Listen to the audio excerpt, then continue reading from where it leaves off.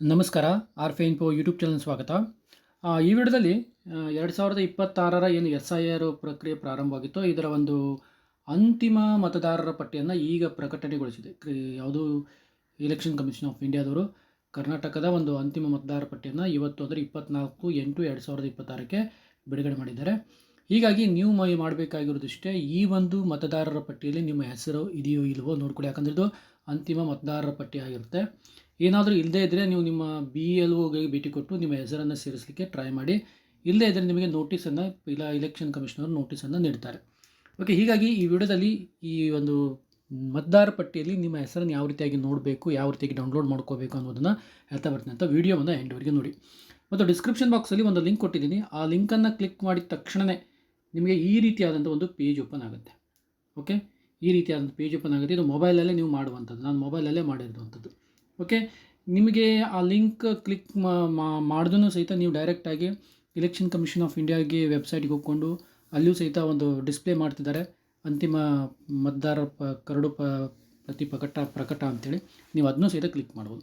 ಈ ಲಿಂಕನ್ನು ಕ್ಲಿಕ್ ಮಾಡಿದ್ರೆ ಈ ರೀತಿಯಾಗಿ ಬರುತ್ತೆ. ಇಲ್ಲಿ ನೀವು ಮಾಡೋದು ಎಷ್ಟು ಏನೂ ಇಲ್ಲ, ಡೈರೆಕ್ಟಾಗಿ ಇಲ್ಲಿ ನಿಮ್ಮ ರಾಜ್ಯವನ್ನು ಸೆಲೆಕ್ಟ್ ಮಾಡ್ಕೊಳ್ಳಿ. ಓಕೆ, ನೆಕ್ಸ್ಟು 2026, ಯಾಕಂದರೆ ಈಗ ಮತದಾರ ಪಟ್ಟಿ ಪ್ರಕಟವಾಗಿರೋದು 2026. SR draft roll 2026. ನೆಕ್ಸ್ಟ್ ನೀವು ಏನು ಮಾಡಬೇಕಾಗಿತ್ತು ಅಂದರೆ ನಿಮ್ಮ ಜಿಲ್ಲೆಯನ್ನು ಸೆಲೆಕ್ಟ್ ಮಾಡ್ಕೋಬೇಕು. ನೀವು ಯಾವ ಜಿಲ್ಲೆಯಲ್ಲಿ ಮೊನ್ನೆ SIR ಫಾರ್ಮನ್ನು ತುಂಬಿಕೊಟ್ಟಿದ್ದೀರಾ ಆ ಜಿಲ್ಲೆಯನ್ನು ಸೆಲೆಕ್ಟ್ ಮಾಡ್ಕೋಬೇಕು.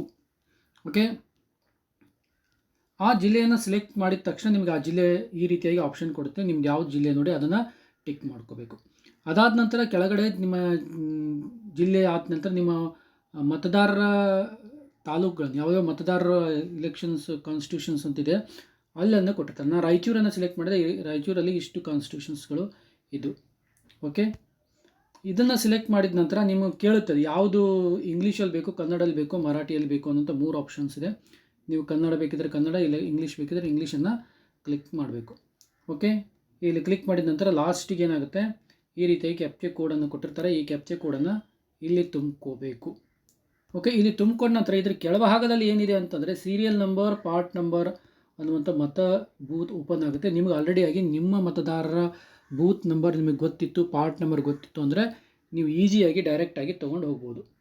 ಓಕೆ, ಅಕಸ್ಮಾತ್ ಗೊತ್ತಿಲ್ಲದೆ ಇತ್ತಂದರೆ ನೀವು ಇದೆಲ್ಲ ನೋಡ್ತಾ ಬರಬೇಕು. ಇದು ಭಾಳಷ್ಟು ಪೇಜಸ್ಗಳಿರ್ತವೆ, ಸುಮಾರು 20-30 ಪೇಜಸ್ಗಳಿರ್ತದೆ. ನೀವು ನಿಮ್ಮ ಮತದಾರರ ಪಟ್ಟಿಯ ಸ್ಕೂಲನ್ನು ನೀವು ಸರ್ಚ್ ಮಾಡ್ತಾ ಬರಬೇಕಿಲ್ಲಿ. ಓಕೆ, ನೀವು ಎಲ್ಲಿ ಓಟ್ ಹಾಕ್ತಿದ್ದಲ್ಲ ಆ ಮತದಾರ ಸ್ಕೂಲನ್ನು ಸರ್ಚ್ ಮಾಡ್ತಾ ಬರಬೇಕಾಗುತ್ತೆ. ನಿಮಗೆ ಡೈರೆಕ್ಟಾಗಿ ನಿಮಗೆ ಪಾರ್ಟ್ ನಂಬರು ಈಗ ಗೊತ್ತಿತ್ತು ಅಂತಂದರೆ, ಪಾರ್ಟ್ ನಂಬರ್ ಸೀರಿಯಲ್ ನಂಬರ್ ಗೊತ್ತಿತ್ತು ಅಂತಂದರೆ ನೀವು ಡೈರೆಕ್ಟಾಗಿ ಈ ನಂಬರನ್ನು ತೊಗೊಂಡು ಏನು ಮಾಡಬೇಕು, ಕ್ಲಿಕ್ಕನ್ನು ಮಾಡಬೇಕು. ಕ್ಲಿಕ್ ಮಾಡಿದ ನಂತರ ಉದಾಹರಣೆಗಾಗಿ ಇದು ನಿಮ್ಮದು ಪಾರ್ಟ್ ಆ್ಯಂಡ್ ಸೀರಿಯಲ್ ನಂಬರ್ ಅಂದರೆ ತೊಗೊಳ್ಳಿ.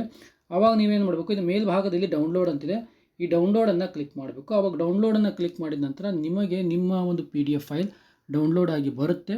ಅದನ್ನು ನೀವು ಓಪನ್ ಮಾಡಿಕೊಂಡು ನೀವೇನು ಮಾಡಿ ನಿಮ್ಮ ಹೆಸರು ಇದೆಯೋ ಇಲ್ವೋ ನೋಡ್ತಾ ಬರ್ರಿ. ಯಾಕಂತಂದರೆ ಒಂದೊಂದು ಮತಪಟ್ಟಿಯಲ್ಲಿ ಸುಮಾರು 1000-2000 ಓಟ್ಗಳಿರ್ತವೆ. ಹೀಗಾಗಿ 2000 ಮತದಾರರ ಏನು ಹೆಸರಿದೆಯಲ್ಲ ಆ ಮತದಾರರ ಹೆಸರಲ್ಲಿ ನಿಮ್ಮ ಹೆಸರು ಇದೆಯಾ ಇಲ್ಲ ನೋಡ್ಕೊಳ್ಳಿ. ಒಂದು, ಇನ್ನು ಎರಡನೇದ್ದು ಆ ಇಲೆಕ್ಷನ್ ಕಾರ್ಡ್ ನಂಬರು ಸರಿಯಾಗಿದೆಯಲ್ಲ ನೋಡ್ಕೊಳ್ಳಿ. ಯಾಕಂದರೆ ಫೋಟೋ ಅಲ್ಲಿ ಡಿಸ್ಪ್ಲೇ ಮಾಡ್ತಾ ಇಲ್ಲ. ಇಲೆಕ್ಷನ್ ಕಾರ್ಡ್ ನಂಬರು, ನಿಮ್ಮ ನೇಮು, ನಿಮ್ಮ ಫಾದರ್ ನೇಮು, ಓಕೆ, ನಿಮ್ಮ ಏಜು ಎಲ್ಲ ಡೀಟೇಲ್ ಆಗಿದೆ. ಆ ಎಲ್ಲ ಡೀಟೇಲನ್ನು ಚೆಕ್ ಮಾಡ್ಕೊಳ್ಳಿ.